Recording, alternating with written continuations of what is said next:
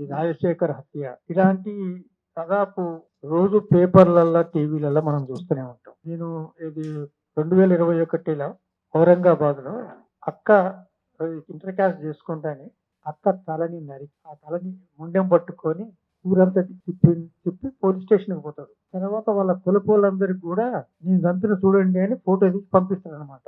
అంటే కులాంతర వివాహం చేసుకుంటే ఎంత తప్పు అనేది సమాజం లోపల కూడా ఇంత దుర్మార్గం ఎందుకు చేసినవు అని అనని పరిస్థితి. తర్వాత సొంత బిడ్డలని చంపింది మనం చూస్తాం. సొంత అల్లుళ్ళని చంపింది మనం చూస్తాం. అంటే చంపటం అనేది ధర్మం.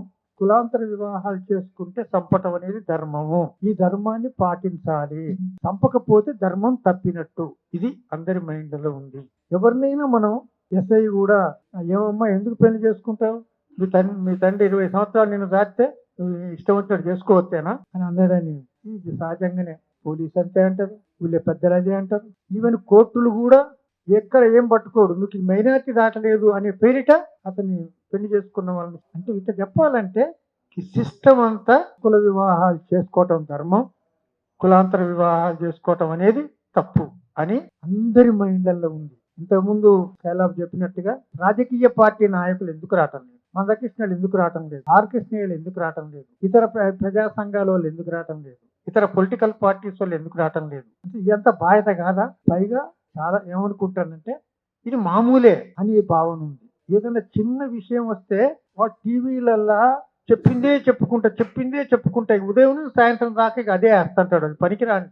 కానీ ఈ హత్యని గురించి కానీ ఈ దుర్మార్గత్వాన్ని గురించి కానీ విశ్లేషించేటోళ్ళు ఉంటారు, మాట్లాడేటోళ్ళు ఉంటారు. కాబట్టి లక్ష్మీనాగేశ్వర గారు చెప్పినట్లుగా ఈ సంఘాలన్నీ చాలా ఉన్నాయి. చాలా సార్లు ప్రయత్నాలు చేయటం జరిగింది. నేను వరంగల్లో ఉన్నప్పుడు కూడా 1996లో ఇట్లాంటిది వల్లంపేట నాగేశ్వరరావు ఇంకెంతో మందిని కలిసి ఈ కులాంతర మతాంతర వివాహితుల వేదికను పెట్టాము. సరే కొంతకాలం అక్కడ కార్యక్రమం చేసాం. అప్పుడు అయితే ఒకటి ఏంటంటే ఆ కడ్జు సుప్రీంకోర్టు జడ్జి ఉన్నప్పుడు బిడ్డని నేను నమ్ముకుంటాను నా హక్కు అని కొంతమంది, తర్వాత మా ధర్మం ప్రకారం పెళ్లి చేసుకోవాలి, మా ధర్మాన్ని తప్పిండ్రు అని సుప్రీంకోర్టుకు పోతే ఆయన చాలా స్పష్టంగా తీర్పిచ్చాడు. కులాంతర వివాహాలే దేశ ప్రయోజనాలకు ఉపయోగము అవసరము అని తీర్పిచ్చాడు. ఎవడి కులం వాడే పెళ్లి చేసుకుంటే ఈ దేశంలో కులం ఎట్లా పోద్ది అని కూడా ప్రశ్నించండు. ఒక్క నీ కులం తప్ప ఏ కులమైనా పెళ్లి చేసుకోవాలి, అది దేశానికి అవసరం అని చెప్తాడు. కొంతమంది అట్లాంటి వాళ్ళు ఉన్నారు.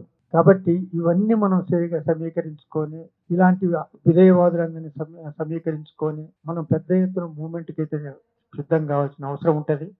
మనం కూడా ఎట్లయిపోతున్నామంటే ఎక్కడన్నా జరుగుతాయి, వారానికో 10 రోజులకో ఒక హత్యలు జరుగుతాయి, కులాంతర కుల ఉన్మాద హత్యలు, మనం ఖండించటం లాగానే అయిపోతుంది.